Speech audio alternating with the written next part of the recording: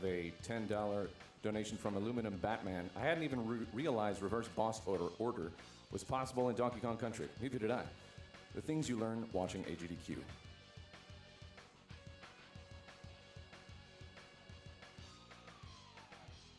Have a $50 donation from Blake9 with no message.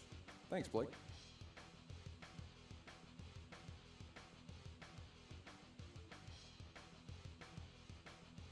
Rhodes comes in with a $25 donation. Been watching GDQ videos on YouTube since I discovered it. Very excited to see it finally live.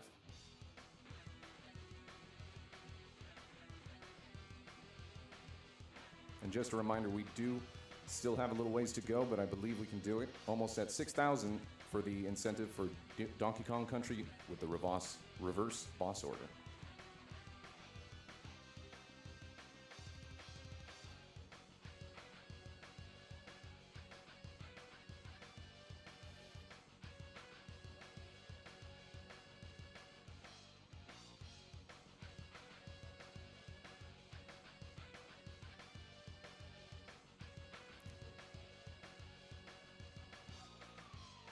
Have a $50 donation from Iron Brosif.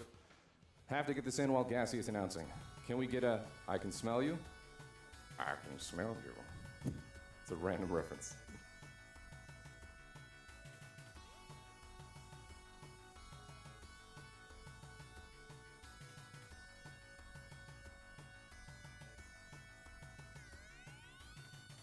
We have a follow-up donation from Wiza225, the $145.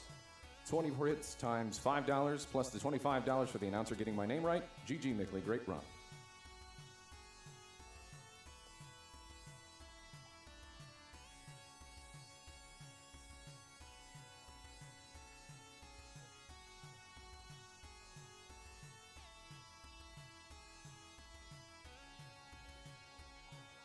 Have a $10 donation from Initial Nisinko.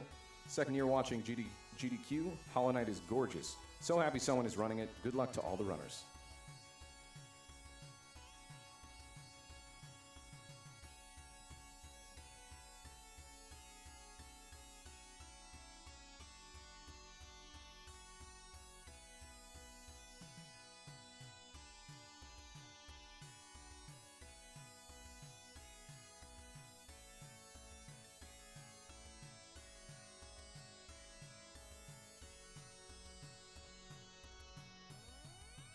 Have a $100 donation from Anonymous. Thank you very much.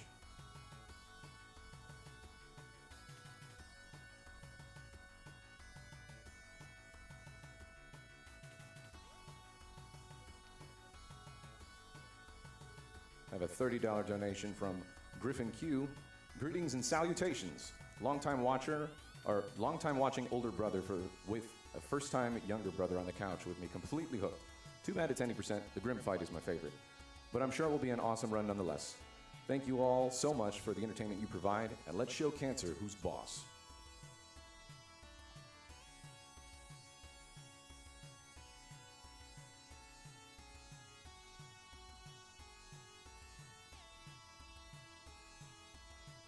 Have a $20 donation from F3.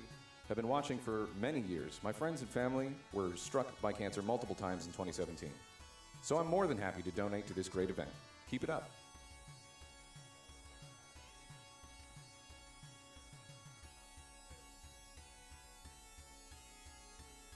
Have an anonymous donation with $200 saying, love watching speedrunning and love the cause. Keep up the fantastic work. Thanks to all the crew and runners.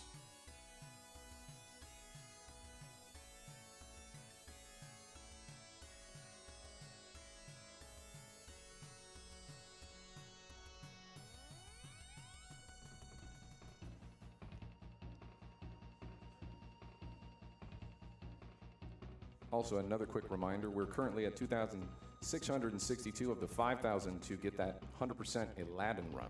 So if you're interested in that, be sure to get those donations in.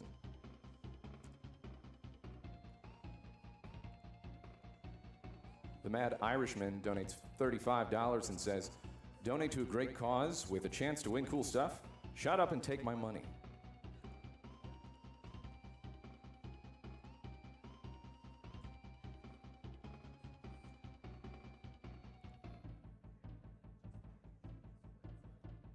I have $50 from the Curious Kai with a $50 tip.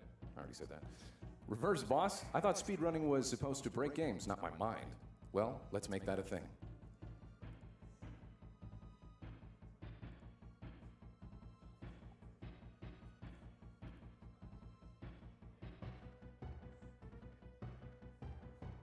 I have $5 from Nathan saying, keep going fast. Watching from home with my amazing girlfriend, and we love what we are seeing. Put this towards the Yoshi's Island Warbles race. Cheers from Canada.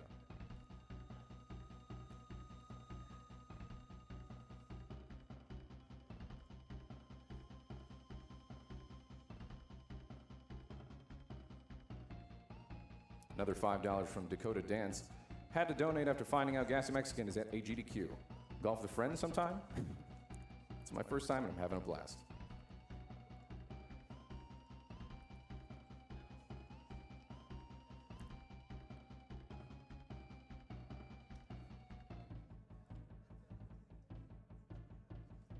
Once again, we're about to go into F-Zero GX run with AKC12 with some final prep going on.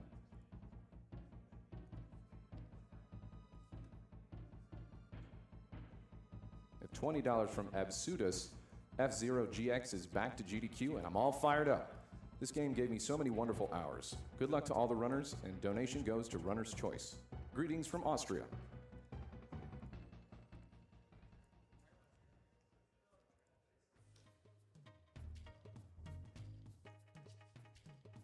We have an anonymous $500 donation. Thank you very much.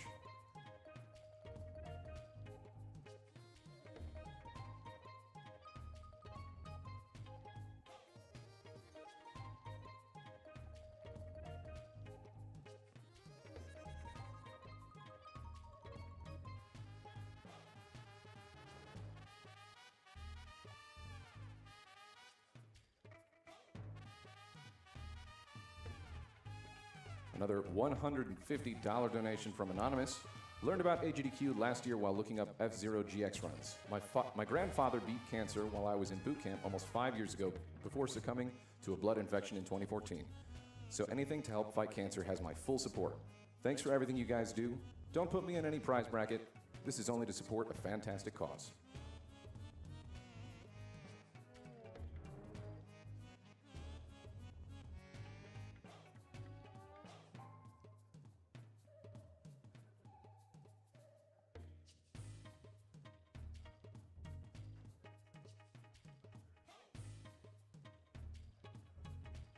Have an anonymous donation of $50. Keep up the good work. Lothias with $10 saying, what a wonderful event for a great cause. Good luck to all the runners and all the folks behind the scenes. Donation goes to Max's Choice.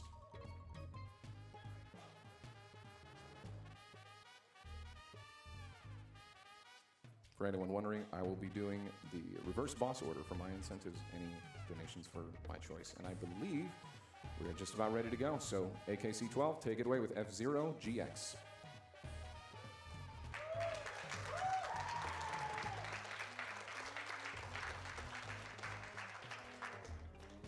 Another pretty good GX runner from Max Speed. Behind me is Draco Dan, who used to play GX some time ago. So this category here is All Tracks Time Attack, and just as a quick note, Max Speed is one of the three main playstyles for F-Zero GX. The snaking is 0%, where you swerve left and right to gain a lot of speed. Very hard on the hand, so I don't play that. Then there's the open ladder, where you can do checkpoint skipping with space flying, and this is the Max Speed, where only 100% is allowed. Yeah. Max Speed is like the main category. It plays the most like how you would normally think of seeing a racing game. It'll still be very fast, don't worry. Yeah, it sounds like the vanilla category, but there is a lot of tech which is exclusive to Max Speed, so this is still going to be a good show. Yeah. So a quick rundown of the category. I'll be running through all 26 tracks through the time attack mode. I won't be loading the staff ghost, so I'll just go from one to the next in order. Yeah, just show off the courses. Yep. All right, I'm all set. So countdown, I guess? Yeah. Go ahead and give a countdown. You guys can do it. Okay. Okay. Three, 2, 1, go.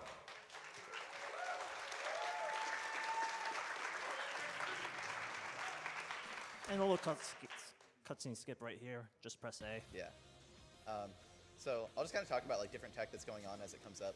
First thing you're going to see is you're going to see a lot of this drifting here. Different vehicles play differently, but the vehicle he's using here uses this drift a lot. It's called MTS, Momentum Throttle Slide. Basically, there's a glitch where if you turn sideways and lose grip, then your strafing engine becomes really strong to like pull you forward. So he's turning sideways and strafing forward, basically. Shift boost, Yeah. nice. Oh, nice. Well, that was really fast. You do it all on the opener. On boost laps, so basically starting on lap 2, you can exchange your health, which is the bar on the top right, your energy. You can exchange it to go fast, which is what he does for most of the run. This run is insane right now, actually, for a lot of reasons. Yeah. Hang on. Wait, can you get it? Nah, too much No. energy. Okay. He was going to go for a suicide. That 47 is insane. So, Without a suicide, yeah. congrats for that. A suicide is something that you're going to see quite a lot of in this run, as there is quite a bit of time between the vehicle being destroyed when you take damage at 0 energy to actually coming to a stop and dying. If, while the vehicle is destroyed and still moving, you still clear the finish line, it still counts. Yeah. And using a suicide in the right place with the right angles can give you a phenomenal speed boost. Yeah. So the physics of your vehicle change pretty significantly once you cross the finish line. You basically become really bouncy like a pinball. You just like bounce around and go really fast. So sometimes there'll be setups on certain courses to get them. That course, Swiss Road, has a couple. Yeah. But the thing I was saying about the energy is basically once you start boost laps, you exchange your energy for speed. So the openers always look a little bit different than the boost laps. So this is split over here. He's going to be using Fat Shark, which is default like standard vehicle of the game. He's not going to make it back. Yeah. This course is pretty simple. Basically, it's just got a ton of boosters, and the goal is to get a bunch of them if you can. And then there's like a little split. He always takes the side with boosters because it's faster. The other side has refiller, but you don't really need it because it's short enough course. Yeah. And then there's the big jump where if you're going too fast, you fly off and die. But if you handle it just correctly, then you can fly through the air and like fly over part of the course. Okay. Oh! So he messed it up a little bit there, but he managed to save it. Yeah, being able to survive is the main thing in Yeah. a lot of courses. There's a lot of tricks throughout a lot of courses that do carry with them a risk of death, and being that there are 3 laps in each race, it's possible to die in a bad spot on some tracks and lose a lot of time from taking a lap 3 So death. that was what a good jump looks like. Not even the best he can do, but that was a pretty successful one. Yeah. So as David was mentioning before as well, currently we're using the vehicle Fat Shark. There are a few different vehicles used in the run. This vehicle is used in a lot of tracks because the different vehicles have a lot of different parameters for their own stats, such as body, boost strength, max speed, handling, stuff like that. A lot of Fat Shark's parameters are just really high. Like it has one of the best top speed in the game, one of the best boosters. It's got really high acceleration. It's a very useful vehicle. Yeah, basically it's one of the heaviest vehicles that you use. It's the heaviest standard vehicle, but it also has like the highest boost strength and the highest acceleration. So Yeah. it becomes useful in any place that has a lot of boosters. Yeah, like boost pickup and boost duration are treated as 2 different stats. Like the boost stat looks like a single figure there, but it's basically divided between pickup speed and duration. And Fat Sharks is really good for both of them. Yeah. I think it has the longest duration speed of all the standard It does, vehicles. yeah. Of actually any vehicle. So there are also custom vehicles in this game, which I'll talk more about later, but that was the vehicle he used on the first course. So here he's using Black Bull. It's the other standard vehicle that he's going to be using occasionally in the run, except for like one other case, he'll use a different one. But basically the thing about this vehicle is that its MTS is pretty strong. It's pretty similar to Quickstar in like how you use it, which is the vehicle he used on the first course, but the added weight makes it drive a little bit differently, so they're just useful for different courses in different ways. Yeah, like Black Bull loses traction extremely easily, which you'd normally think is a bad thing, but for applying MTSs like this, it's very useful because you can basically force a loss of traction anywhere. Yeah, and then on top of that, it also has pretty good strafe strength. So the amount that like when you're holding the strafe button, if you move to the side, is just a raw stat, and it's pretty good. And then also its turn strength, while it doesn't have grip, also plays a factor. There's a ton of like different stats that go into it, but overall it just comes out to being a really good vehicle for MTS chaining. So on courses without a lot of boosters and without a lot of energy, Black Bull's good for it. Yeah. It doesn't have very good boost strength, but if there isn't very much energy to use and very many boosters to hit, it doesn't really matter too much. Yeah, there are a lot of situations as well where you don't even want to be boosting, such as if you're above a certain speed, so it's not too much of a handicap for a vehicle to have a weaker booster, depending on the situation. Yeah, so kind of talking about that, there's a tech in this game called MT. It's actually like probably the most important tech in the game, the first or second most, where essentially if you're above your max speed and you're holding A, which is the engine button, your speed will be pulled down to your max speed. So if you're going like 1800, normal vehicles speed cap is around like 1100. Then assuming you're not boosting, also that was a good time. Yeah. But assuming you're not boosting, Yeah, that was pretty good. Only about 2 seconds off my PB there. yeah, so that was his I'm happy with that. fourth best time. But if you're going well above your max speed, then you want to have the engine off because, like, if you're going 1800, your speed will pull down to 1100. But if you're not holding A, then basically your speed will decelerate fairly linearly. Yeah. And it'll be a lot slower. So. Essentially, each vehicle has their own set max speed, so different vehicles have different max speeds, but the general consensus seems to be that if you're above, I think it's about 200 of your max speed, you want the engine off, because as David said, if your engine is off, the deceleration is linear, but if you have the engine on, it's actually exponential, where like it drops a lot faster and then slows down as you get closer to your max speed. Yeah, so you can actually see he's doing it too when he's doing these MTSs. It's kind of hard to see because it's the red sparks next to it, but whenever he's like drifting, his engine actually turns off. So like you stop seeing those 3 white lines behind it. Yeah. And then when he like exited to do the side attacks, you have to hold A in order to be able to side attack, which is why he has to do that. But so he's basically matching between that. The inputs for MTS training are like super complicated. Basically, you have to like to do the MTS, you have to hold left and R or right and L, so like opposite strafe to your direction. But then to do the chain, you have to hold both L and R, and then turn the other direction and press A and mash B a couple of times. So. There is a slight optimization that's going on at all times as well, which is a little difficult to even see if you don't know what you're looking for. Every time he reaches a boost pad, because you can use boost pads as well as your own manual boost, he's trying to clip the very edge of the boost pad because it gives you a slightly stronger boost. Oh yeah. So some of them are easier to set up than others, depending on like your speed coming in. And if you miss it a little bit, like it doesn't really matter. Like if like you can't line up for it and you just hit the boost regularly, that's fine. Yeah. But I think it's about a 10% increase from getting an optimal boost. yeah, that sounds about right. Not really sure why it happens. I think it has something to do with like getting the booster twice. I think so, yeah. Because I think the sound effect plays twice when you get it. Yeah. Also, another little optimization. The thing I was saying about the MT. So whenever you use energy to boost, your boost length lasts a certain amount of time. So like with Black Bull, it's 1.85 seconds. But then as soon as that 1.85 seconds is done, then your boost will stop. But there's a short, like, couple frame delay before you can boost again. So you actually want to release A during that time because at that time, then you're above your max speed. So you just have to release A for a little bit. So if you just see when he's like driving straight and just boosting constantly, he'll like release A for a moment. You'll see like the engine flash. Yeah, it doesn't sound like much because it just sounds like a few frames, but the difference in the speedometer is quite noticeable. Yeah. That if you just hold A solidly and keep boosting, you'll struggle to get it above a certain value, but if you apply MT effectively, you can get like another couple hundred kilometers per hour out of it easy. Yeah. It definitely adds up to like a couple hundred if you're just driving straight and boosting. Okay, so here he's doing multiplex. There's a lot of things going on. This is like a super technical course. But he's using Fat Shark here because it has a lot of boosters. Already he's going really fast. So there's a thing in this game called a shift boost where essentially if you catch air for just a moment and then land back on the ground, then you get a burst of speed. I think it has to do with the physics changing from handling, like how it handles you on the ground to how it handles you in the air. Something along those lines. This is kind of complicated, but essentially when you do those, it gives you quite a bit of speed. It gives more speed the higher acceleration you have and the heavier your vehicle is.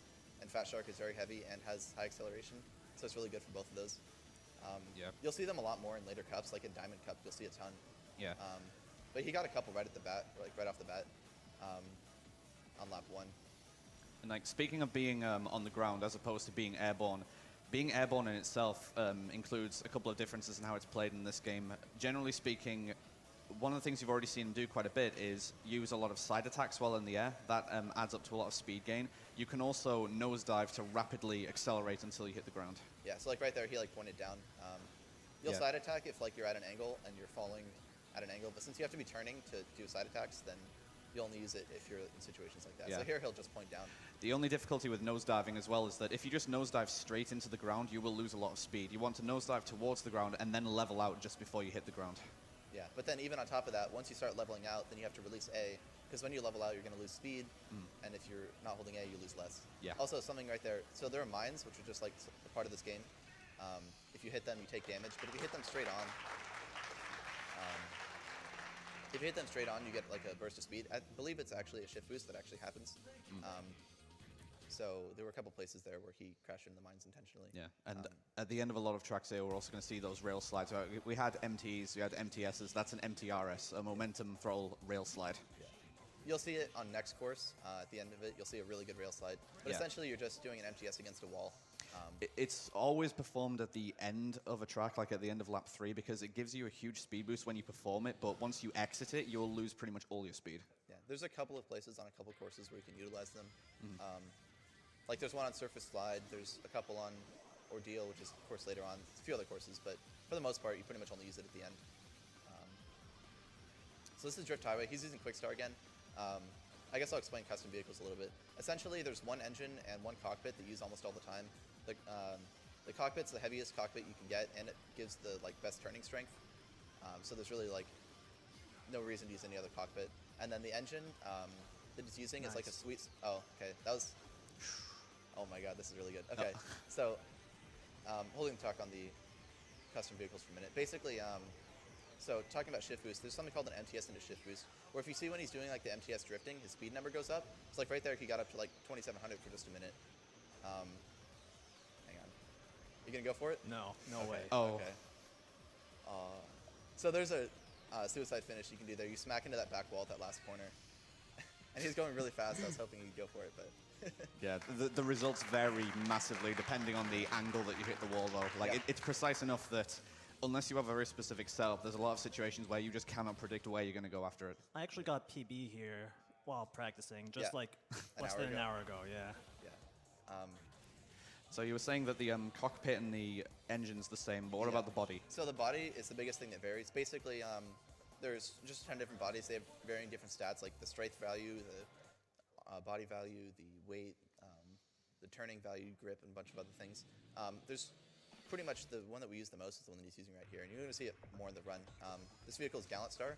Basically, it's one of the heaviest you can make, but its grip is loose enough that it can actually do MTSs, whereas like the heavier ones, it's really hard to lose grip to do them. And then it also has better strafe value, so it can get more speed out of it.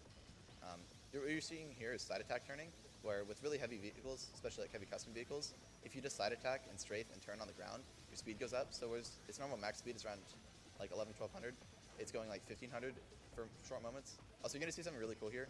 I'll explain it after.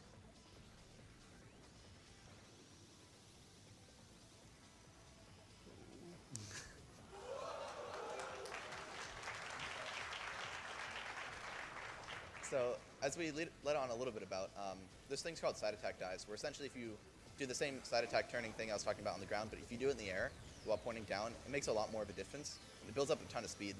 So he got up to like, I think, I didn't see the speedometer, probably around 3,000 for a minute while in the air. And then if you're going that fast, you can just level out and you'll just float for a little bit. And it ends up being substantially faster than driving on the ground, like down these steps. So he's going to do it all 3 laps here. Yeah, because like bear in mind, with conventional driving, this game doesn't really expect you to break 2,000 very often. Yeah. You can reach insane speeds with the tech in this game. Oh. Okay.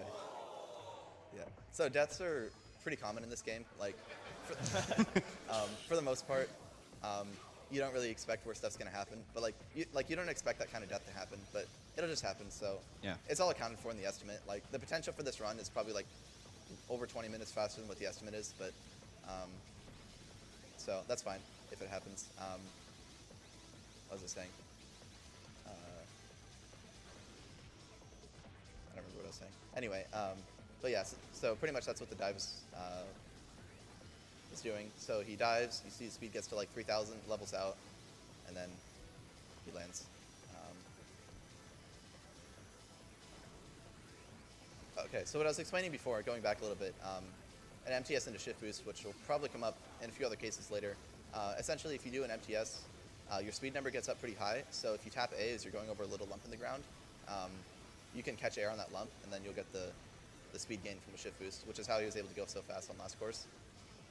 Because he got like a bunch of them. And they were like probably the hardest tech in the game to do, if not the second hardest, I'm not sure. One thing you'll notice as he's coming around this section again and reaches the end of the track, you thought he was dead there. Once he reaches was this scary. very steep hill here, he's going to cut the engine like again for a brief moment, because if you go up a steep hill like that with the engine fully engaged, it's the same as being above your max speed, where it'll force you to decelerate very quickly. Yeah, so essentially, up and down slopes in this game play a pretty big part, like more than you would think, because down slopes are like little lumps are how you get MTS into shift boosts, and then up slopes, when you're going up an upslope, your top speed is reduced significantly, just for like a very short moment. So if you hold A, Oh, well. Oh, so he barely grazed the walls. So now you get to see him go down the steps nice and slowly. yeah. And this is what it would look like if he didn't do that skip. Yeah, this is what the game expects you to do. Yeah. So you can see how much slower that is. Yeah. So that happens sometimes because you have to take the turn pretty tightly. Oh yeah, so here you're going to see a really good rail slide because there's a nice long wall for it. So he zipped up to almost 4,000 there. And you can go even faster if you're incoming. Like you can break 5,000 on that. Yeah. So there's a lot of situations, like especially if you watch like actual time attack videos of this game, you'll often see people try and get like an optimal rail slide into an optimal suicide finish. Yeah, And so you just go really, really fast. Yeah, so like if you die during the rail slide, you'll just kind of get like a forceful like push forward. Yeah. You might see it depending on how it comes. Pretty much it just, if your health works out, then you'll just do it and it's just faster. So this course is Mobius Ring. It's just like a Mobius trip. You drive on both sides of it, or I guess the side, depending on technicality. Basically, it's just an oval. There's not really a lot to it, except it's going to be MTS chaining for a lot of it, and he's going to utilize mine boosts pretty significantly. He's going to do like a triple mine boost on the opener, and then probably one mine boost on each lap. Yeah. Mines are both kind of like a blessing and a curse, because they can give you a big speed boost, but like depending on the angle that you hit them, they can be very unpredictable. Yeah, so like right there, he kind of like hit it barely on the side, so pushed him to the side into the wall, and he lost the speed. But you'll see it probably again on boost laps better.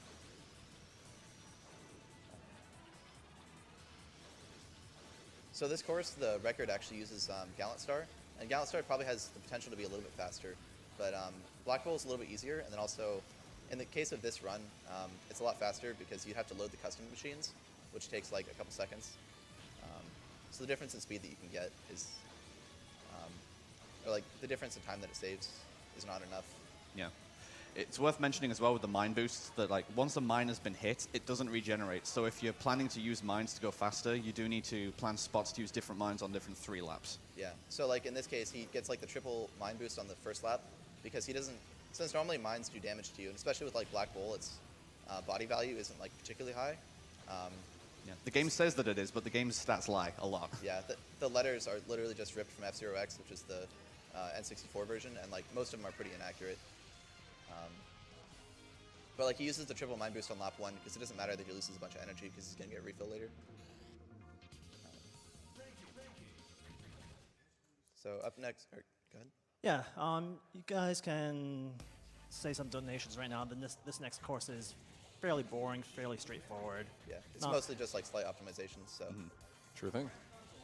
I have a $50 donation from I Hate Elvis saying, thrilled to see F-Zero GX in AGDQ this year. Good luck, AKC. Thank you. I have another one from Jonathan B. First time donating to AGDQ. Good luck to all the runners and good work to everyone behind the scenes. Put my donation towards runner's choice.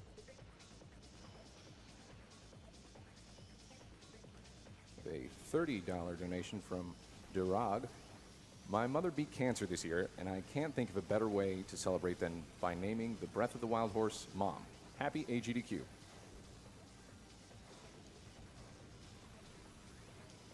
Another $11 from Ben and Jake. I watch AGDQ every year with my dad. Every year my dad donates for me, but this year I'm donating with my own money. From me and my little brother. Keep up the great work, and let's kill cancer.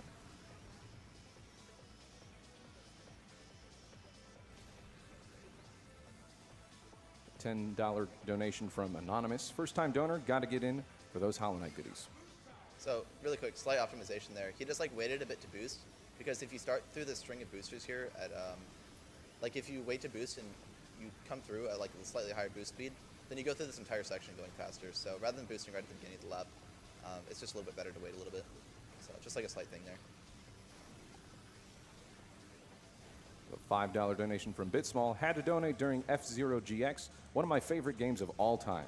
It's hard to believe it's been 14 years since the last F-Zero game came out. So here's to hoping we get a new entry on the Switch. Amen.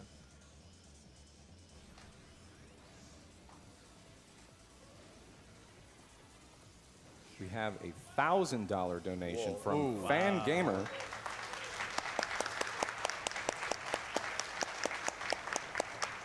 From FanGamer68 saying, what an amazing weekend of support for hurricane victims. Big thanks to everyone who donated. Thanks to all the runners and the GDQ staff who put this together in a flash. And thank you to everyone who bought some FanGamer GDQ merch. We wouldn't have been able to make this donation without you. The news has been really rough lately, but seeing so many people come together to help others in such a big way brings me to tears. Keep doing good, y'all. See you at AGDQ.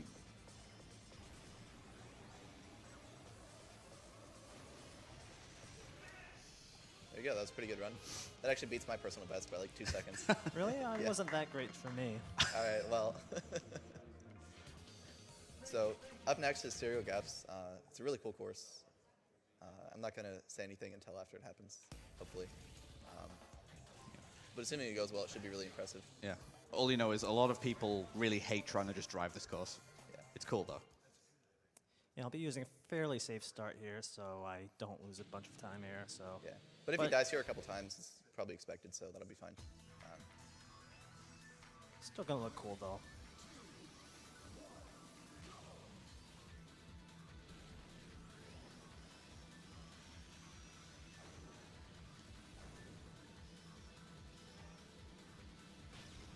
Okay. Oh well.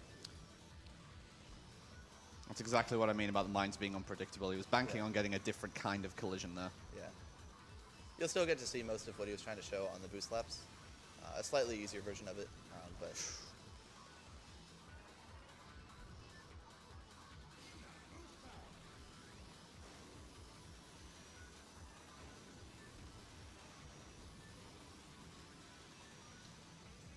There's the first half. Oh. Why don't you do more with that, but I'll take it. Yeah. You can do the easier version of that skip and then show off the second one on this lap, probably. That's probably what I do.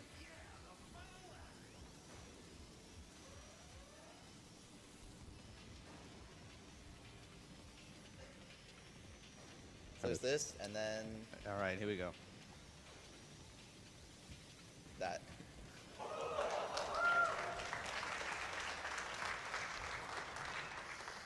So basically, if that course is done totally correctly, you see both of those skips all 3 laps, but it's pretty hard to do. But at least you got to show off some of the skips, so that's good. So up next is going to be Emerald Cup. This cup is just full of Fat Shark courses. The first 4 use Fat Shark. A lot of them just have like a lot of boosters and a lot of shift boost opportunities. So you'll see a lot of that for a while. This first course is Cylinder Knot. It's basically the other side of a pipe. You're on the outside. And this course just has a lot of boosters on it. And there's several different shift boost opportunities. Most of them, or several of them, have like pretty easy setups. And then some of them are a little bit harder. So like right there, he like kind of shook for a little bit. But if you do that a little bit better, you can get a shift boost. You can get that shift boost there. Yep. You can get an MTS and a shift boost on that drop, but it's really hard to do. Also, there he was going for the edge boost, so that happens sometimes. You're just trying to line up and you barely miss it. So here there's a setup for a double shift boost coming up on this lump here. Yeah. Okay, so he only got one, but I let go of way too early. That was odd. yeah. But if you get it, then you can get like over 2,000. Yeah. And This is just a really important track to have a good understanding of exactly where the placement of the boost panels is, because as you can see, they're only situated on small parts, then they don't completely surround the track. So being that it is a cylinder, you need to know exactly where you need to be at all times to get the boosts. Yeah. And then also, it doesn't look like it, but driving on cylinders is actually really hard. Yeah. If you aren't driving like quite with the grain of the cylinder, then you'll be facing like a downslope on the course, and then so you'll catch air. And something I haven't explained yet, which he's been doing, is a quick turn, where it's pretty much how you turn most of the time. You lose grip by pressing both L and R, and then you release the trigger the direction you don't want to turn. So you press like L and R, and then if you want to turn left, you press L and left. There we And go. yeah, that was the double shift boost. So you can see he's going really fast. So the reason why quick turns are important is because you can turn a lot sharper than you would be otherwise. But if you catch air, then when you're in the air, your vehicle functions as if it has grip as far as how it turns and stuff. Also, that was an MTS and a shift boost. That was really good. That one's really hard to get, and he got a lot of speed out of it. But if you catch air, then you can't do a quick turn because you have grip again. So it messes with your control a lot. It's worth noting that on top of what we mentioned before about using MT, cutting the engine while you're above your top speed, even when you use as a boost panel, you do want to hold the A button for that because you can't actually accelerate while boosting without holding the A button. Oh yeah, so slight clarification on that. Basically, you only hold the A button to do things that would give you speed, and then you release the A button whenever you're not doing things that give you speed. Yeah. That's pretty much like an easy way to put it. And the timing is different between using boost pads and using a manual boost because the boost duration from a boost pad is shorter than a manual boost. Yeah, it's half as much, but the boost strength is stronger, so they usually come out to giving you about the same amount of speed. Yeah, it only really matters for the purpose of getting good MT, since as we said, once the boost is finished, holding A for additional frames just causes you to decelerate faster. Yeah.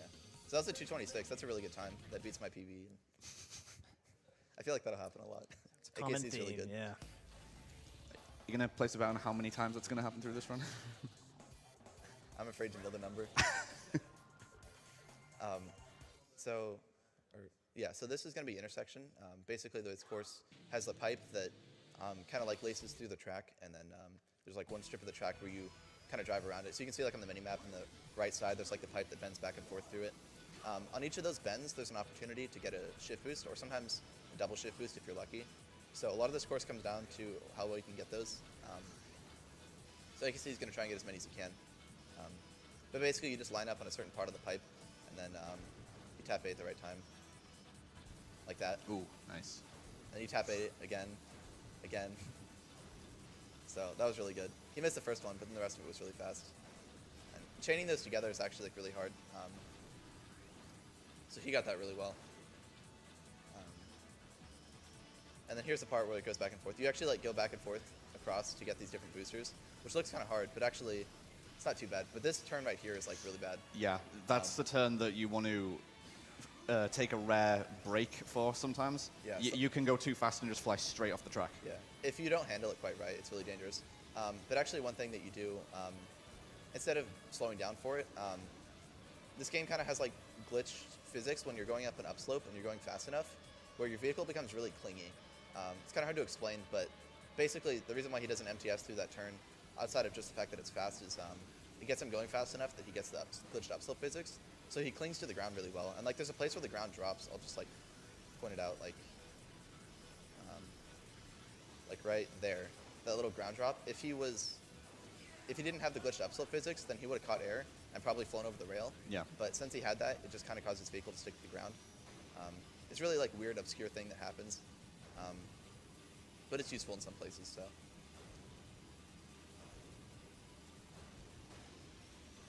I just missed that last one for whatever reason. Oh well. Yeah, this is good though.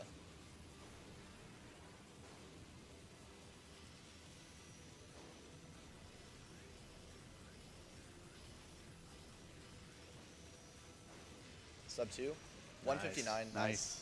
That's a really good time. Yeah, not many people have sub 2 minutes here, even in ILs. Yeah. Yeah, that was like his 5th best time that he's ever gotten. You can see if he makes top 10, then like on the score screen, or like this time screen at the end where it shows his laps. And like the bottom left, it says like 5th place or whatever, if it's within the top 10. So.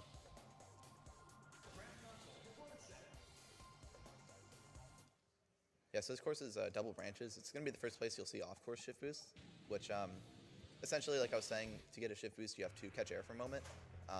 And normally the way to do that is to like go over a little lump on the ground at the right speed. What you can also do is you can also just go off the side of the course for a moment and come back on. And if you do it fast enough, then you won't die.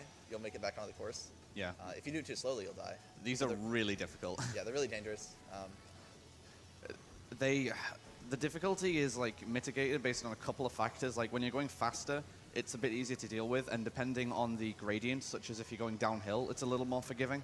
Yeah, so you'll see in next Cup, there's a couple courses that have some easier shift boosts, but definitely a big thing is how fast you're going, because the faster you're going, the less you fall, Yeah. or the slower you fall, assuming you're not pointed down. So There's a couple of spots in this course as well, such as just before there, where last track I mentioned about braking to not get any air, that is borderline forced in this track. Like, there's one of the specific turns there, it seems to be if you're above like 1500, you will just come away from the track and you basically cannot get back. yeah, it's somewhere around a little above 1400. A lot of this game, since it's like an anti-gravity racer, you're actually driving upside down. So the issue is if you lift off the track when you're upside down, your vehicle flips back over and you can't make it back onto the track. So if you're going fast enough, when the course bends down, then you're going to die. Okay, so right there also, you saw like the glitched upslope physics. One of the things is if you're doing an MTS, your vehicle just kind of like hangs sideways and just kind of sticks there. So if you get enough speed on the, like doing the shift boost, then you can get it. So if he gets it on lap 3, I'll like point it out again. We can see like right there, he's doing an MTS because when you exit an MTS, like you're gonna have a little bit less speed. So it's just kind of a good way to like utilize that speed temporarily, since you need to slow down anyway. Because when you're doing the MTS, you just get a little bit further forward. So.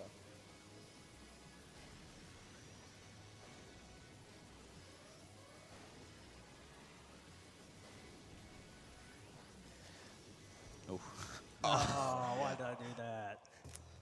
See, every single one just feels so free until you mess up one, and Yeah. then you lose like 2 minutes. I was about to say something about it. It looks like he's not bothering because it's too dangerous on lap 3.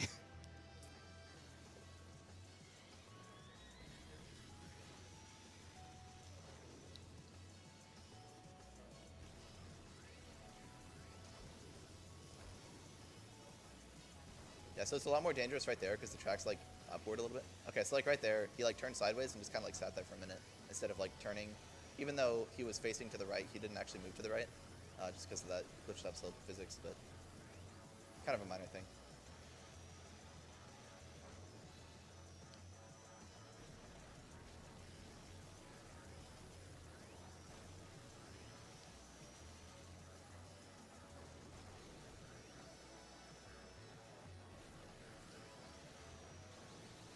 That's how you do it. That was a really good side effect dive there.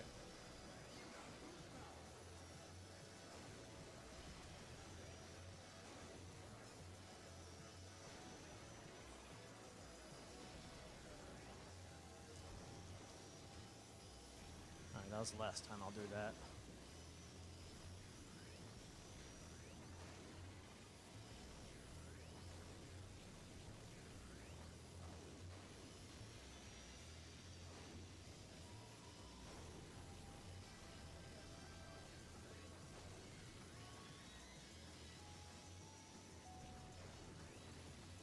We have a $20 donation from Grant Parker. Really cool to see F-Zero at lightning fast speeds. Monies to playing DKC for the setup block 1 reverse boss order.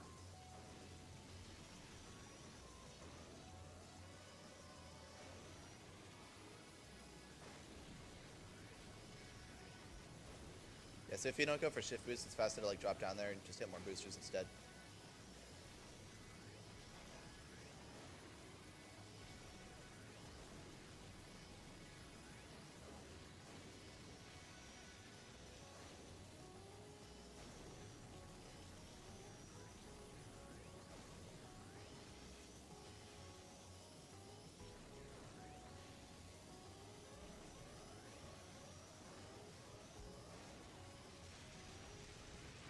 That was a good time. Not bad. 222.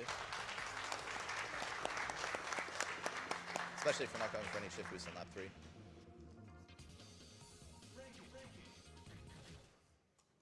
We have $20 from Anonymous. Amazing cause, amazing people, amazing games. Yeah, so up next is going to be half pipe. This course has a lot of shift boost opportunities. It also has a lot of places you can die, since there's no walls anywhere. But especially starting off here, there's going to be a setup to go for a double shift boost, which will allow for a pretty cool skip. I guess he'll reset a couple times going for it, and if he can't get it, then he'll just move on. But Yeah. It seems to be easier on lap 1, though, since your speed is pretty much always going to be the same when you start, and this is influenced by speed. Really? Gonna try to get the double shift boost there. yeah. So basically, if you drive over that little drop at just the right speed, then you get a double shift boost. So we have a kind of consistent setup for it. Yeah, There we go. Instant 2200. And jump because of that speed. And another jump. So this course starts off pretty crazy, really fast. And pretty much that speed carries through all the way till like about here. Like he only just slowed down. Oh yeah. Oh. Of course shift boost there. Usually they're pretty hard on the half pipe because since you have to be sideways on the, whoa. I've never seen that shift boost before. That was cool.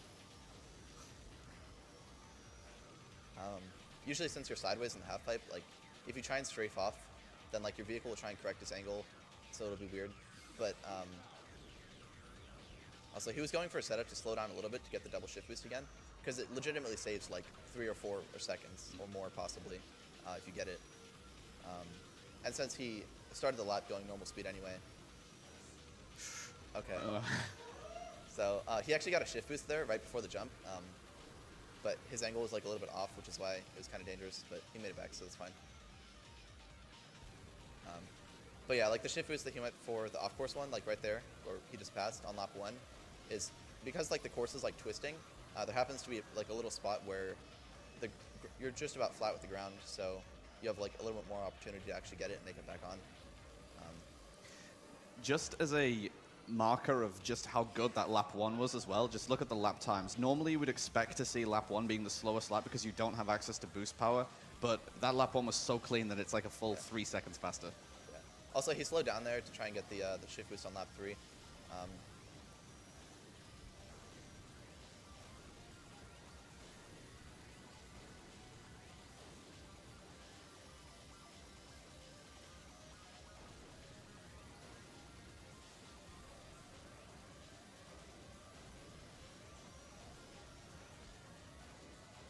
Unlucky with those shift boosts there. It's kind of random whether you get it or not. Yeah, there's just like a little lump on the ground. If you just drive over it going fast enough, you get it usually. But 216 is pretty good. Not bad at all.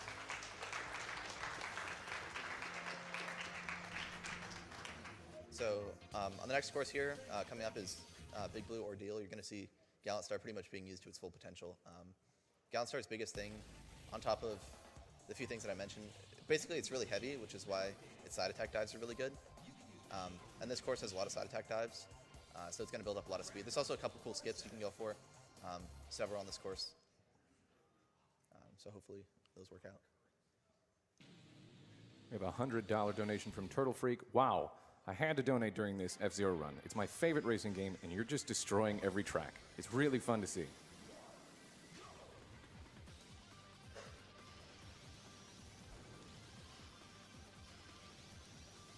Yo, you got it. Nice. Nice. Okay, that skips is a lot harder on lap 1. He got it. So that was really good. Basically, the track actually like loops around to the right, like around the building. You just kind of like go around it the other way instead.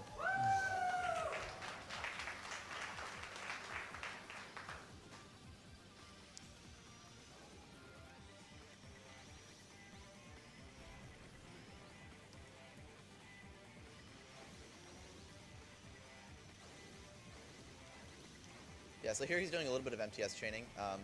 Gallant's actually like the hardest vehicle of any of the top vehicles to MTS train.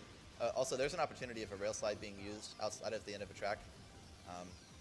Just kind of works out there to like exit the rail slide, and then you do like a little bit of side attack dive.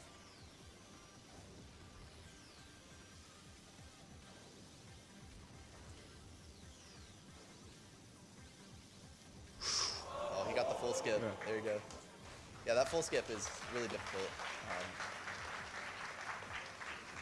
On top of it being hard to execute, you also have to be going really fast going into it. That might actually probably be the hardest part, is making sure you're going fast enough on the way in. But he got it, so.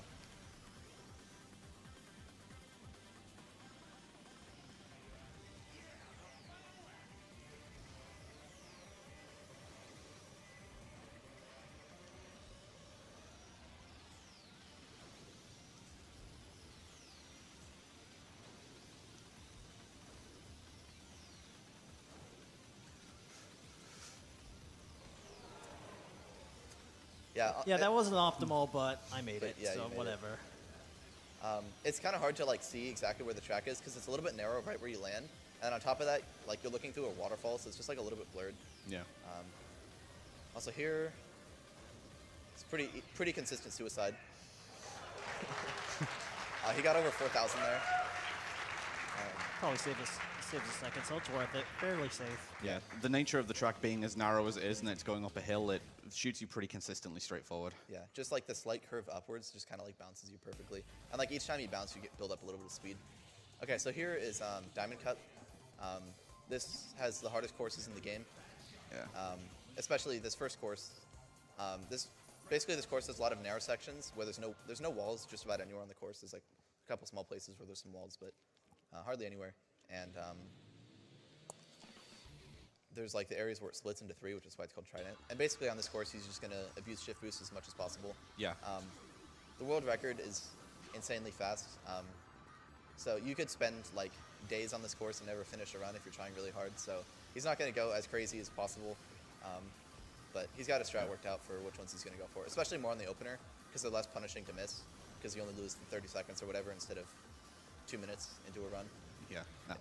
Like, if you want to see the game push to its limits, go and watch a TAS of this track. Yeah, there was a task that was developed a while back, but unfortunately it desynced, which is actually kind of funny, but it makes it most of the way to the end. And I don't know, it looks pretty insane. But even like top runs of this, so for example, the Staff Ghost, which this course's Staff Ghost is fairly hard. The Staff Ghosts are like the best time attack times that the developers ever achieved during the... Okay, Yeah. I'll stop going for that. Like to be honest, all of the staff ghosts in this game are relatively strong. Like Yeah. compared to what you'd expect in a racing game, the staff ghosts in this game are actually really difficult. Yeah. So the Staff Ghost on this course is 2 minutes and 57 seconds, and for comparison, the world record is 1 minute 35. So it's almost twice as fast. It's also the only course where the max speed record is faster than the snaking record, which we didn't really talk much about snaking, but in general, snaking is much faster. It's a different category because most of the time people don't really like to do it because it's really hard on your hands. We might show it off at the end of the run if there's time, possibly. Yeah, for like, like 30 seconds. snaking is actually considered something of a health hazard. Like, Yeah. if you're grinding attempts for hours and hours, then you're going to actually cause damage to your hands and wrists. Yeah, assuming you're not careful. Like if you tense up too much. Yeah. Assuming you take care of your hands, it's fine. But yeah, so when you stack shift boost together, like you can get, like there he was going almost 3,000. The shift boosts after the dive are fairly easy because the ground like curves down perfectly, and the faster you're going, the slower you fall in the air, so it's easier to get back on track. But if you chains them together, you can get above 3,000. Other than that, he's just kind of boosting through and taking the paths that give him refiller and boost. It's like he goes on one for a bit to get a booster, and then he switches paths right after to get a full refill and another boost. Or another boost plate, I mean.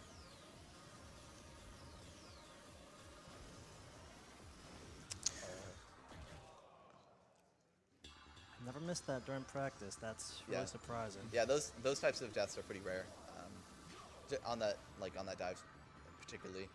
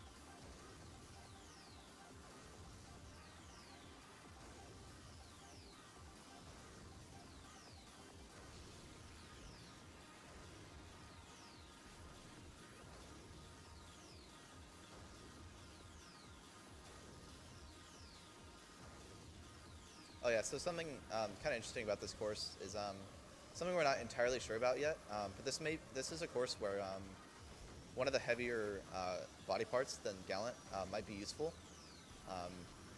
We did some testing on it, and essentially, since heavier vehicles get more speed from shift boosts, the disadvantages that it has regarding like handling and stuff like that don't really play a part because this course is pretty straight. So currently, Black Bull, Fat Shark, Gallant Star, and Quick Star hold all the records except for one course. But this might be a course that a different vehicle could be used. The last course is later in this cup. We'll talk about when I get there. But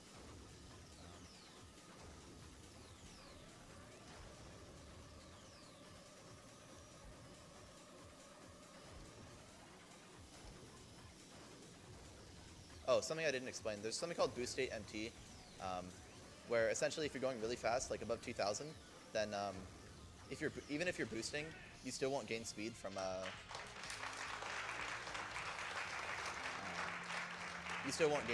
boosting. So basically you boost for a moment and then you turn off the engine right after, because when you're in boost state, your acceleration is actually lower, and your acceleration number plays a part in how good your MT is. So he boosts for just a minute and then turns off the engine. I kind of forgot to mention it, but you see it especially like right after the shift boost after the dive.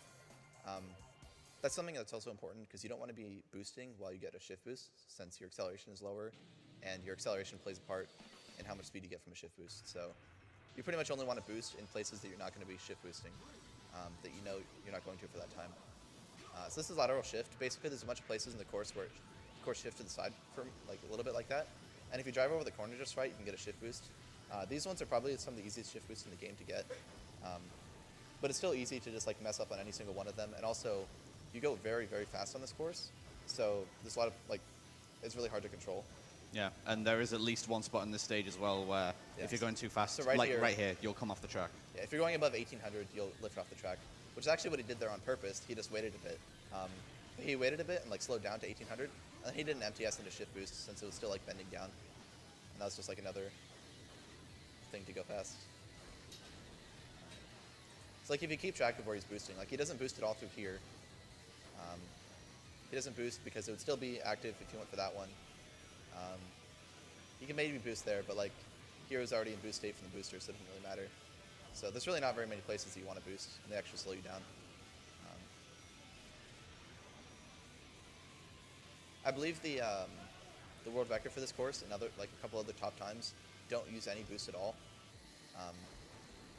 There is one place on laps 2 and 3 that a boost should be useful, but it's kind of using like boost state MT was only discovered like several years ago, and the game's been competitively time attacked since like the game came out in 2003 or whatever. Yeah. So like basically on that if you boost before that last turn and boost MT it, it'll save a little bit of time. But that's a fairly minor thing. And other than that, the world record doesn't boost at all. So. Yeah, that was an acceptable time right there, 130. Yeah. Yeah, so It'll do. the world record for that course is actually 102, and the staff ghost is like almost 2 minutes. So that's another course that the like the world record is almost half as fast as the staff ghost, just like Trident. You know, it's first try, that's the most important thing, Yeah, too. it's pretty easy to die a lot. So These huge time differences as well, it's important to note, they don't like imply that AKC is getting bad runs or driving badly. All it is testament to is just how much you can get out of this game's engine and the mechanics. Yeah. Like, it's really difficult to overstate just how much extra speed can be gained with the tech and how high the skill ceiling is. yeah, like you would think games like this, like IL games, you think like, oh, you know, people like top times are going to be within like a tenth of a second of each other or something like that. No, like on quite a few courses, like the time gains, like time differences are multiple seconds. And it's not because like the second place person's time is bad. It's just there's so much potential. So it's huge. So this is undulation. Basically, there's a lot of shift boost opportunities. These shift boosts at the beginning are fairly easy as well, since the course curves down, so you have more time to get back on the course. But there's a lot of other things to this course. There's like several different side attack dives. Like this course is just lumps, so there's big lumps and small lumps. And then he travels over the small lumps by hitting the jump plate and like kind of flying over them. Because if you drive over them like normal, like you might see if he misses one of the jump plates, then they just kind of like bounce you around and they murder your speed. Sometimes they throw you off the course too if you're going very fast. It's especially more dangerous like the second set. Oh yeah, also, those poles, all those poles have collisions, so if you hit them, you'll get pushed out of the way. Yeah, like nothing's really purely aesthetic in these tracks. Like if there's an object, it's likely solid. Yeah. Oh, well. Yeah. It's like you can see here, they're just kind of like bouncing around. And if the faster you're going, the more dangerous those lumps are. If you're going like normal driving speed, they seem fine, that you don't even think about them, but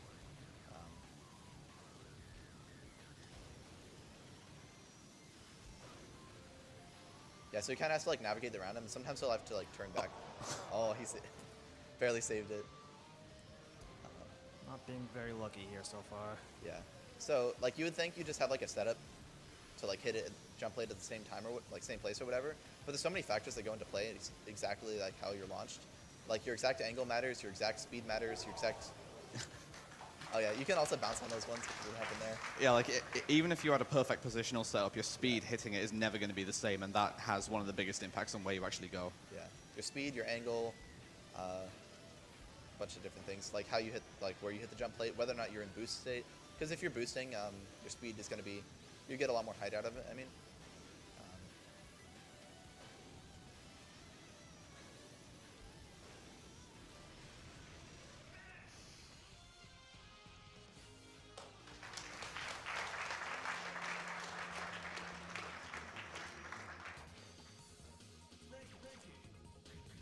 So up next is going to be Dragon Slope. So basically this course is it's the one course I was saying earlier where the world record isn't with one of the top 4 vehicles. It's another custom vehicle. It uses the same parts as Gallant Star, except it uses the heaviest engine in the game. And the reason why is because there's a gigantic dive where you build up a ton of speed from side attacks. And the heavier you are, the more speed you get from side attacks. And then since it has lower acceleration, you maintain that speed a lot longer. So it kind of outweighs the advantages that the Titan G4, the other engine, has, which usually it's got like, the fact that it has a higher acceleration, it's like a perfect sweet spot where it's got good enough acceleration to make better use of like boosting and stuff like that than the heavier engines, which technically have a stronger boost strength. But on this course, it doesn't matter. So you build up so much speed from this dive.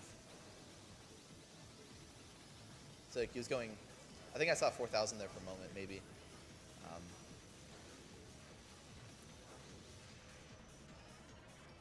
Yeah. Also, if you look at the mini-map, the course is called Dragon Slope because it's kind of designed to look like a dragon's head. You can see like the little curve on the bottom left is like kind of its snout or whatever. It's kind of hard to see, but that's what it's supposed to look like anyway. Also, interestingly, the mini-map is shown from the side instead of top down. You can see like,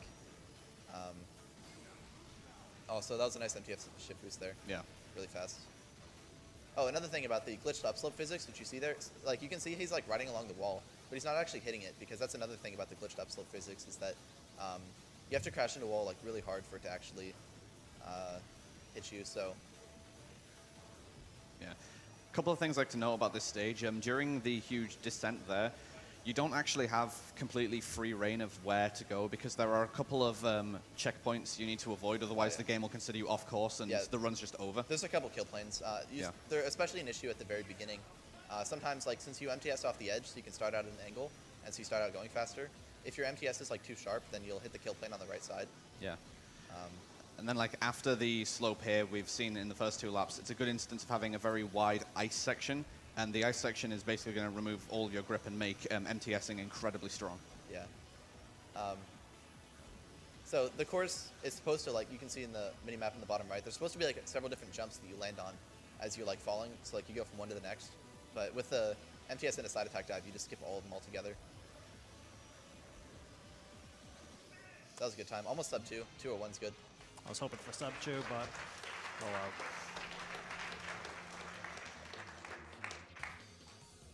Yeah, so up next is going to be the course with the most walls in this entire cup, but it's probably still the hardest course. It's slimline slits, basically. It's like Rainbow Road, except a lot worse. I don't know where the idea of like Rainbow Road being really scary or hard is, but this game's Rainbow Road is actually hard. Basically, it's super narrow, and there's a lot of like really tight turns, and there's a couple places where you can like, if you're going too fast, you fall off and die.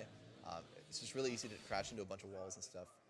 He's actually going to be using Sonic Phantom here, where essentially this vehicle, it's not like one of the top 2 vehicles, but it has a lot better control, so it's a lot better for handling the tight turns and stuff like that.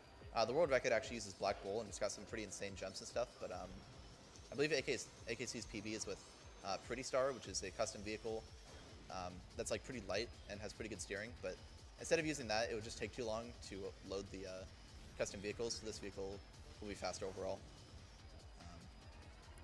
It's a very good beginner vehicle. Yeah. For anyone who doesn't have all the custom parts yet.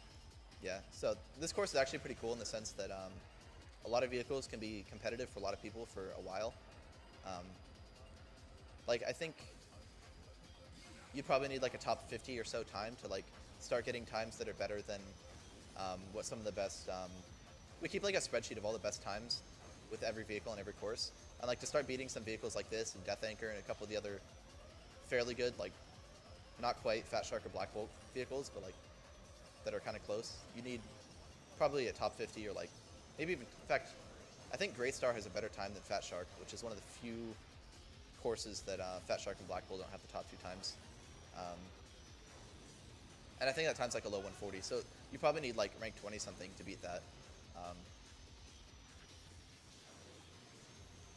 The final major turn of the course as well is possibly the largest offender in this game for when we've been talking about you need to be below a certain speed value or you'll just come straight off the course. Pretty much if you're above 1200 at that section, you'll just come straight off. Yeah, and actually, like, you're not quite upside down, but you're like sideways. It's kind of hard to like see, but currently... So it's right here. Yeah. So he like slows down until, just for a bit. He actually got a shift boost there, which is cool. Oh. Yeah, the rail slides on this course are also awful.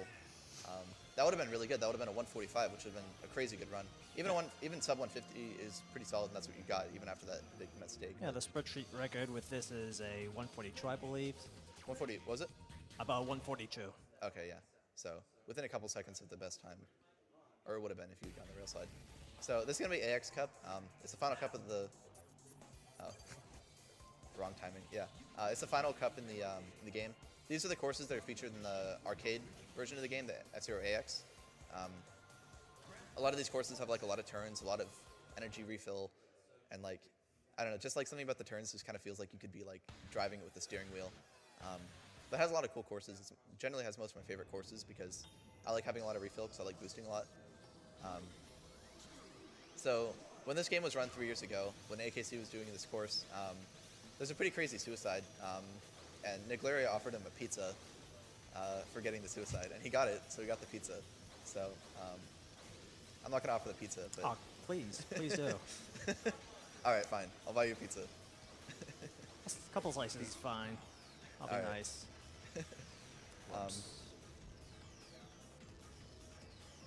Yeah, this was also like a couple years ago when like people weren't like as consistent with a lot of the things in the game, so like a lot of the suicides weren't nearly as common. So it was pretty much like the ordeal one was pretty free probably, and then I don't even know if you guys got any other suicides in the run.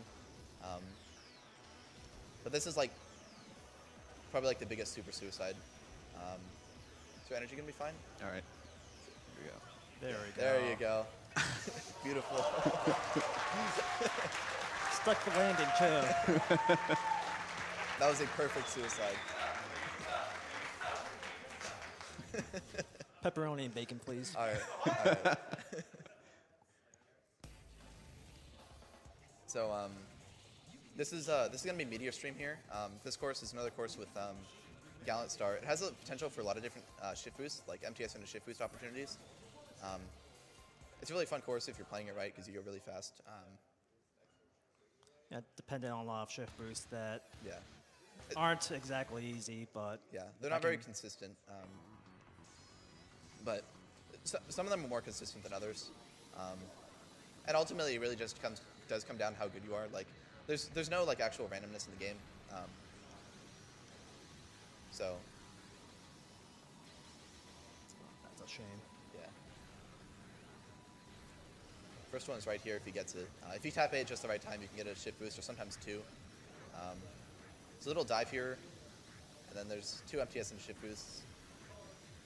Right there, and then right there. You can also get like a strafe shift boost if you like strafe and side attack over that little like bend in the ground. You can catch air. If you're not very consistent at that shift boost to that like little ice section there, you can also just boost straight through, and you can get a lot of speed out of that. Like that's what I do in my personal best on boost laps.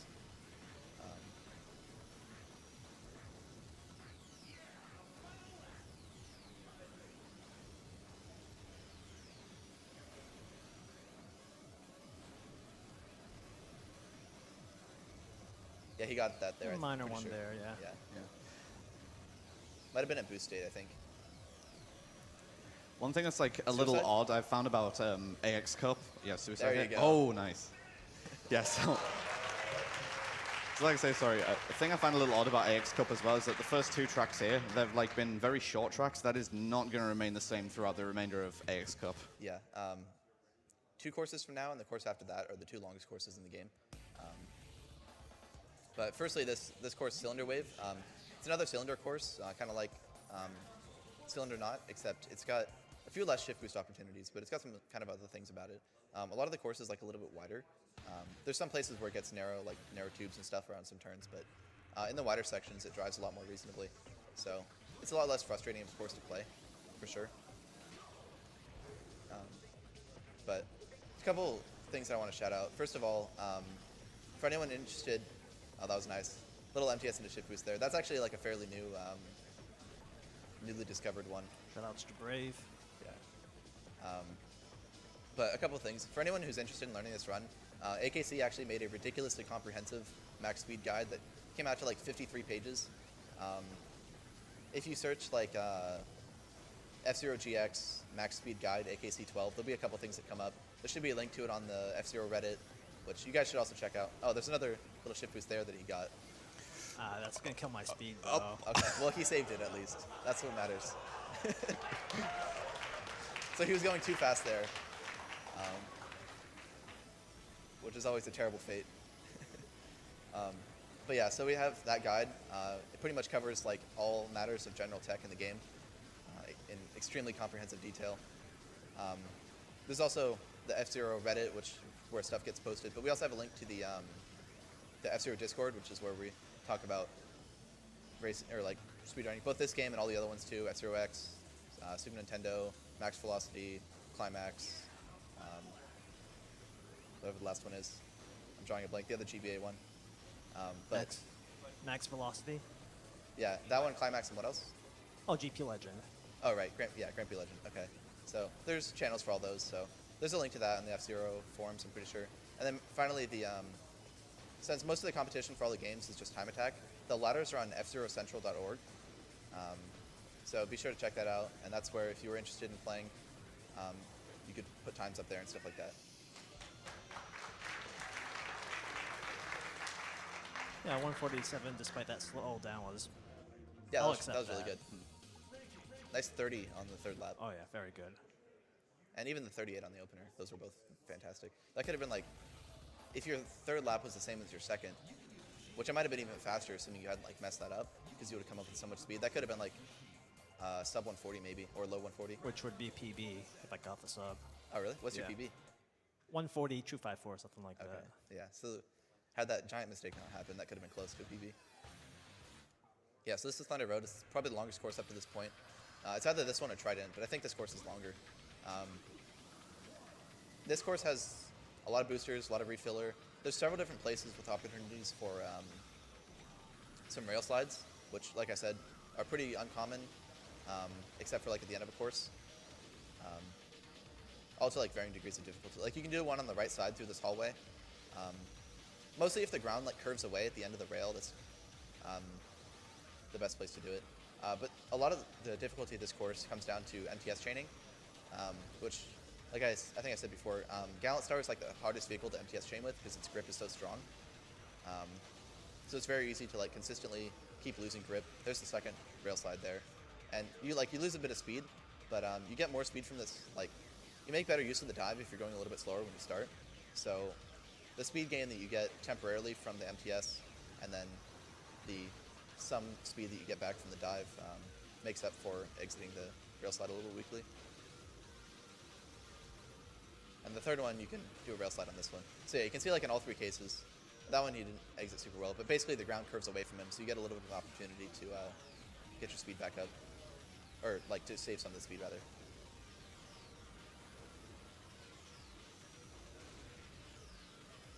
Didn't lose any speed there, just grinded the wall. Yeah. Yeah, that was an unintentional rail slide.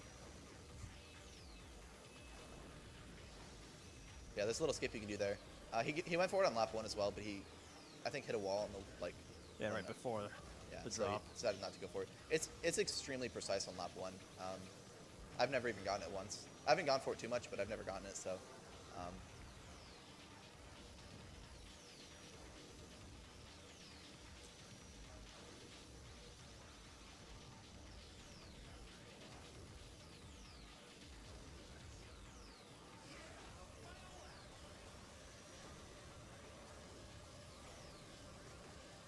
Yeah, so this course is kind of interesting. There's like a couple courses that have several vehicles that are relatively competitive, but outside of like a massive improvement that this course recently got by like 6 seconds, before that happened, this course was pretty competitive between Gallant Star, Black Bull, and Quick Star. I'm pretty sure the Quick Star record is a 234, I think. I'm pretty sure the Black Bull record is also a 234. And then the record for a while in this course with Gallant was a 227. And I don't think anyone else had sub 230. Up until recently, both Super Stanek and Brave improved the time significantly. I think Brave got down like a 223, and then Stanek pulled out a 221. But until that happened, they were all pretty competitive. Also, that's another place for a really good rail slide at the end, just because like the ground like leads right up to you. So the hardest part about like setting up a good rail slide is making sure that you approach the wall when you're close to it, and basically so the wall does that for you. So it's really easy to get a really fast one. So this is Green Plant Spiral. It's my favorite course in the game personally. Mine as well. Yeah. AKC used to have the record here until 2 different occasions, yeah. Until recently, or I guess like about a year ago or so, CGN came in and improved the record by like 8 seconds, switching to Gallant Star instead of Quick. And since then, a couple of other people have gotten better than AKC's time, but basically, it has a lot of turns, which is really good for Quick Star because you're MTSing a lot of them, but also has like a lot of refiller and a lot of boosters as well. So since normally when you exit an MTS, you come out a little bit slower, it's really hard to get up to speed, like up to 15, 16, 1700 kilometers an hour with Quick, just because like you're MTSing so much. But since there's so many boosters and so much energy, then you can consistently get up to those speeds anyway, which is just fun. It also has several different skips. Like you saw the first one at the beginning. I'll explain more about it when he gets back to it next lap. But there's also a couple other skips that I'll point out. But a lot of this course for lap 1 is just about MTS chaining cleanly. There's a few MTS into shift boost spots you can get both on the opener and on boost laps.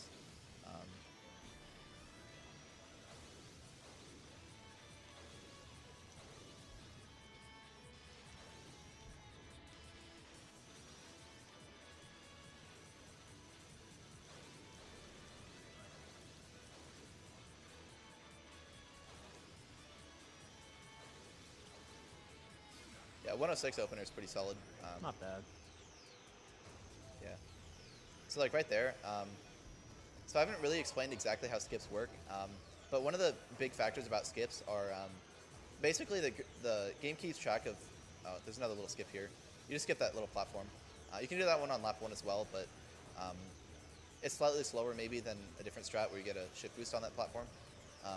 But basically if you, like your game keeps track of checkpoints pretty commonly on the course, and it lets you skip like a certain number because it understands like you might like drive over like a little corner through the air.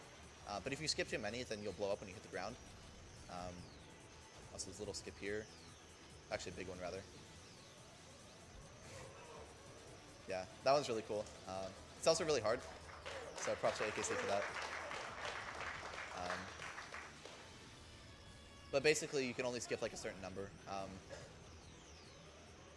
So for some way, like when you're doing this one, it like updates your position somewhere in the middle of the air to being like halfway around the skip, or like halfway around like the bend, and then when you land, it only goes from there. So.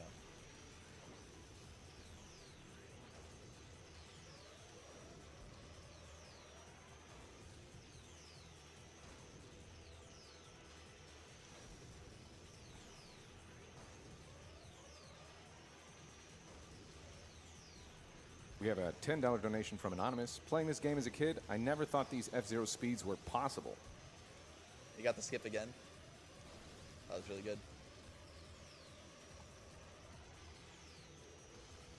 And a 253.2, I think that was. That was really good. I think that would be like ranked 12 or 13. Something like that, yeah. Yeah, that was 0.1 seconds from beating my PB, and that's like probably one of my best PBs. So that's really good. Not surprising, I guess, since you have the record, but you know. So here's Sonic Oval. This will be the last course in the game. It's also the shortest course. It's just an oval with a bunch of boosters. He's going to be using Black Bull here, and just basically MTS training. The world record is with Black Bull. It uses a pretty insane suicide finish. He might go for it once just to like show it off. if your energy is right, just so they could, I don't know, it's up to you, but he won't get it because the success rate is like 1 in 100, but just so you could like see what it does. If he wants to, I won't make him, but so that, I'll try it. Yeah, that suicide is possible with Black Bull and with Fat Shark. So Black Bull is definitely the fastest vehicle for this course, but if you're not going for the suicide, then Quickstar is probably the fastest vehicle. I believe Quickstar has like the 2nd and 3rd place times on the course, and quite a few other top times, just because it makes the best use of the MTS chaining, but yeah. So that's basically what happens, except you get really lucky and you pinball around the last corner and fly across the finish line. So like I said, he wouldn't get it, but that's what it looks like. It's pretty insane when it happens, so.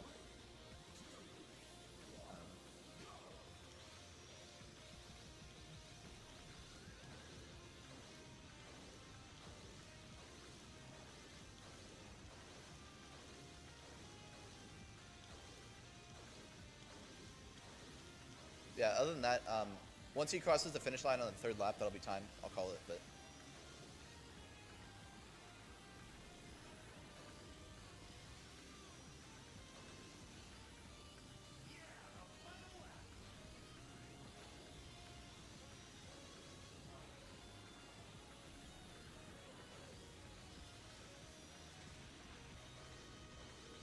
And time. Yeah, that's good. Really good.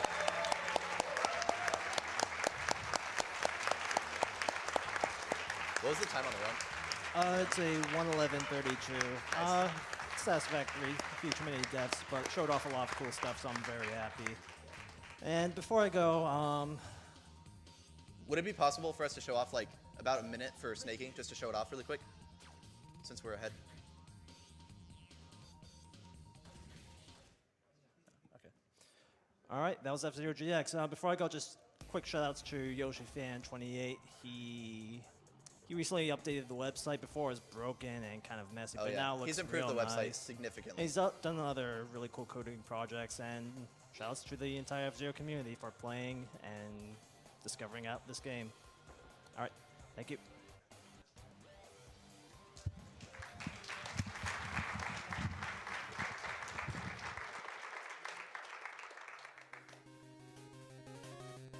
All right, and that was F-Zero GX from AKC12.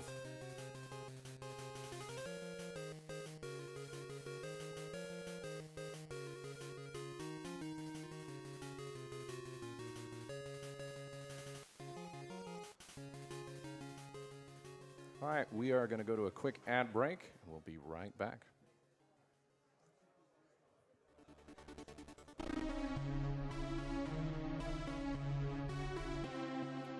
Devolver Digital is proud to sponsor Awesome Games Done Quick, benefiting the Prevent Cancer Foundation. Throughout this year's event, you can head to devolverdonquick.com for a special Steam sale on all Devolver Digital games that have been a part of previous GDQ events, with a portion of the proceeds benefiting the Prevent Cancer Foundation. Thanks, and best of luck to all of this year's participants. Welcome back, and another quick word from Fangamer. Fangamer makes high-quality video game merchandise, figurines, books, plushies, shirts, hoodies, keychains, and pins. They also have new official merchandise from SNK, Undertale, Hollow Knight, Golf Story, Slime Rancher, and many more. 100% of the profits during GDQ for the GDQ merchandise sold is donated to the Prevent Cancer Foundation. To learn more, visit fangamer.com.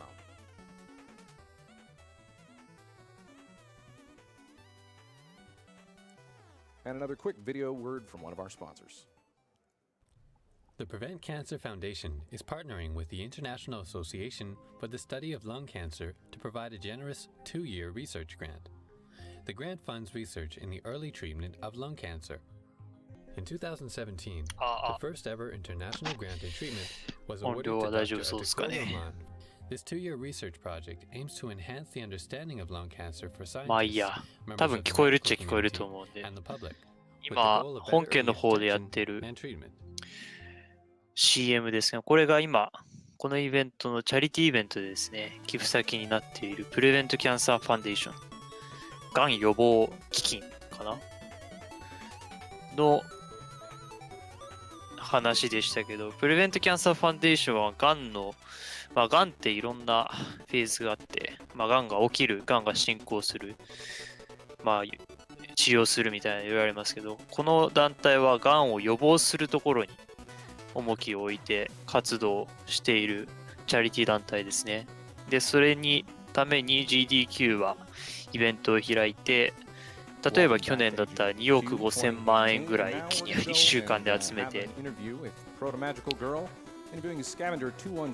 募金したりというような活動をしているイベントになります。Hello, Awesome Games Done Quick 2018. My name's Proto Magical Girl. I'm here with my good friend Scavenger216, who is going to be speedrunning Blaster Master Zero on the Switch coming up later tonight. そうですね、啓蒙活動とか実際に研究費用とかにも当てられていて、で、もともとアメリカの団体なんですけど、今は世界規模での研究とかにもお金を使っている団体ですね。そうですね、検査とかの啓蒙とか、いろいろな活動をしている団体です。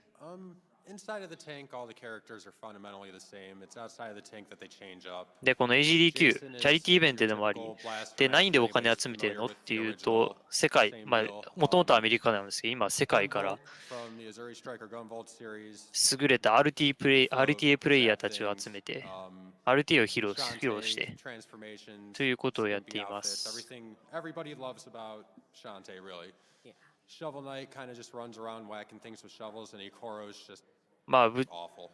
軽く言うと、俺はこんぐらいでクリアするぜって言って披露してクリアするっていう感じですね。詳しくはスケジュールの方を見ていただきたいんですけど、結構日本のゲームが多かったりするんで、アメリカのイベントですけど、あと古いゲーム、ファミコンとかスーファミとかのゲーム多かったりするんで、日本人もかなり楽しめるイベントになってますね。そうですね、2011年、東日本大震災の直後に、多分4月か5月ぐらいだったんですけど、すごい素早く GDQ がイベントを開いて、日本に募金を寄付したこともありましたね。かなり前ですけどね。Super T302 asks, how would you say this game compares to the original Blaster Master in terms of speedrunning? Yeah, it's difficulty-wise, actually, maybe で、そんな GDQ なんですけども、but yeah, it's every bit just as good. アメリカのワシントン DC の近くのワシントンダラスエアポートにあるヒルトンホテルでやっています。ほぼ貸し切り状態で。この本番の会場がめちゃくちゃ広いんですけど、その他にも練習の部屋とか、トーナメントをするための部屋とか、ただ遊ぶためだけの部屋とかやって、参加者みんなが同じホテルに寝泊まりして遊んでいるというコミュニティイベントとしてもすごい成り立っています。そうです、ヒルトンホテルですね。めっちゃでかい。でもヒルトンホテル自体が GDQ 仕様になって入り口入ったら GDQ の垂れ幕がかかっていて、なんか参加している人によるとフロントの人たちがみんな GDQ の服着たりしているとからしいので、もうそれだけ規模が伺えますね。規模的にはもう本家で十何万人が同時に見ているというような感じになっています。Took a vacation day that day.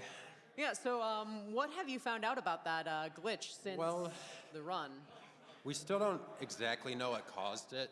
Some testers figured out the exact memory addresses pertaining to it and what got changed to cause it to happen, but not what actually caused said thing to change. あともう一つ、日本人が4人参加しています。アメリカのイベントなんですけど、はるばる昨日かな、一昨日から昨日にかけてアメリカに飛んでった日本人4人、ポーさんと山優さんがヨッシーアイランドのレースに参加して、ザラキさんとショカさんがロックマン1から3のリレーレースに参加しますね。もう AGDQ には毎年日本人が参加している状態になっていて、もうあちらでも今年の日本人は誰が来るのかなみたいな、そんな感じになっているみたいですね。そんな感じの GDQ ですけど。まあぜひ来年はね、まで多分日本人で観客として行った人ってあまりいないと思うんで、観客として行くだけでもかなり面白いんで、興味のある人はちょっと旅費が高いですけど行ってみるといいと思います。Nice, nice, nice. Okay, we have ゆとりさん one が last 入りたそうにしてるんで、 question from the one and only Puexel, who asks, to what lengths would you go to find your in real life lost そろ pet そろ終わっと dog? きますか。このイベントの宣伝は終わりです。I would master the blaster a little bit faster. Okay, well there you have it. で、次が、 Maybe そう、 even while playing a great remaster. Inland 次は Castle. ユーカレイリーかな。 Okay. で、また解説の方がいらっしゃるんで、重ねずみさんが。Before we go, I want to talk about some of the prizes you see on this table. Before then, do you have any last words? You know, this run's coming up soon. What, I guess, like, why should people tune in, and what should they be looking out for when they do? Not if, when. They should tune in just because it's a great modern spin on a classic game that most people from the NES generation are vastly familiar with. Things they should be looking for, there's some pretty optimal movement throughout the run in some spots. I'll probably not pull any of it off right, but it's there. It's there if you want to look for it. You can go find the VODs where someone maybe does it correctly. All right. Thank you very much. So before we go to our 大丈夫かな？ ukulele run with Reate, こんにち I は。 want to talk about some of the 次 prizes you の see here. So first up is 配信担当 this の Banjo-Kazooie, ゆとり I 申し believe, ます watercolor painting here, まあ短い時間で which すけどよろ is しくお a 願いします。 $10 bid during the ukulele run. You can win this really, really pretty watercolor painting. The camera really doesn't do it justice. So that's your prize during ukulele. And then coming up during the Blaster Master run, you can win this copy of the Blaster Master これも original, Blaster Master Zero original 解説 soundtrack. And に let 入 me っ tell you, ていいの the かな？ soundtrack for Blaster Master Zero is bumpin'. It is awesome. It is the perfect soundtrack to drive around in your tank and shoot things and fight aliens. It's really, really good. It's perfect frog finding music. It is perfect frog finding music. That's a $10 bid. Another $10 bid is this really beautiful 皆さん painting here. は You see of the ちょ Sophia. っとまだ Just a really 配信に不慣れなもので environmental shot. So both of those are $10 bids 何か問題があったら during the くださ Blaster い。 Master run, and this is $10 during Banjo-Kazooie. I'm Proto Magical Girl here with Scavenger216, who's coming up with his Blaster Master Zero 次の run ゲームは after ユーカレイ ukulele, リー so です we。will see you later. ユーカレイリーは Let's throw back the front for some 昔 awesome 64で出たバンジョとカズイの大冒険というゲームの platforming スタッフ action. が再結成して作ったゲームになります。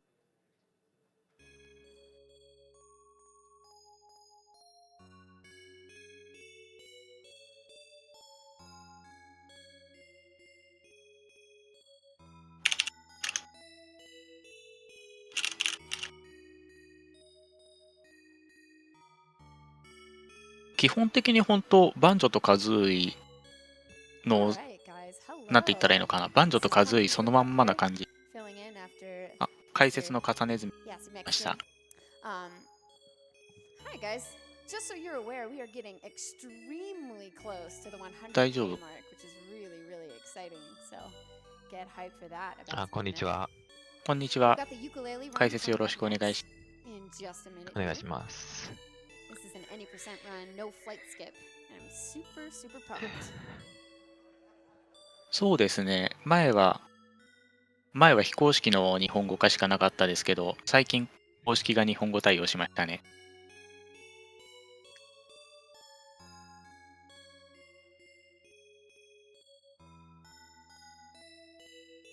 あ、ちょっと聞きたかったんですけど、大丈夫ですか？今回のユーカレディのノーフライトスキップってどういうルールになるんですか？ノンフライトスキップはですね、フライトスキップと言われる技のみ禁じられてるんですけども、それ以外のグリッチは全部 OK なるほど。というカテゴリーになってまして、フライトスキップというのがどういうものか、説明しますと、飛びはしないんですけど、ある一部分のところで、かなり大幅な短縮ができるという技でして、そのカテゴリーですと、一回もステージに入らないでクリアできちゃうっていう。なんで恐ろしいグリッチがあるんですよ。つまりもう本当マップだけを歩き回って直接ラスボス直行みたいな感じになっちゃうんですね。ハブワールドには入るんですけども、そのステージ5つあるじゃないですか。ええ。そこには全部入らないカテゴリーのようですね。で、そのバグを使わないカテゴリーってことなんですね。そうです、そのバグを使わないので、一応3つのステージには入るだけは入ります。なるほど。なかなか恐ろしいカテゴリーがあるんですね。まあ今回はノンフライトなので、ちゃんとステージには入ってきますね。それでも5つ中3つしか入らないんですね。そうなんですよ。まあ64マリオの0マイスターでですね、みたいなもんですね。なるほど。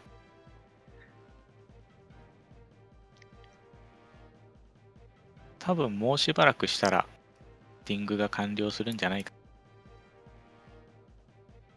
そうですね。まあただこのですね、ヨーカレイリーも64をオマージュしたかどうかわからないんですけども、すごい、まあ、大幅なステージカットができますからね。そうなんですか。はい。通常プレイしかやったことがないんで、ちょっと楽しみですね。ボスのところには100枚、そのページを集めないといけないじゃない。そうですね。まあこのカテゴリーは全く集めない、ほとんど集めないですね。もう、本当最小限っていう感じなんだね。そうですね、最小限。そのフラグを立てるのに必要な分だけの、ページと、羽しか集めないという。なるほど。カテゴリーですね。ちょっと楽しみになってきましたね。一応時間を言いますと、このカテゴリーは、25分が確か、25分くらいが世界記録で、そのフライトスキップありの場合は、15分くらいで終わっちゃいしまうという。かなり早いです。そうですね。何でもありの場合は、ほとんどボス戦が時間がかかるみたいな。そんな感じです。確かにラスボスちょっと時間かかりますもん。そうですね。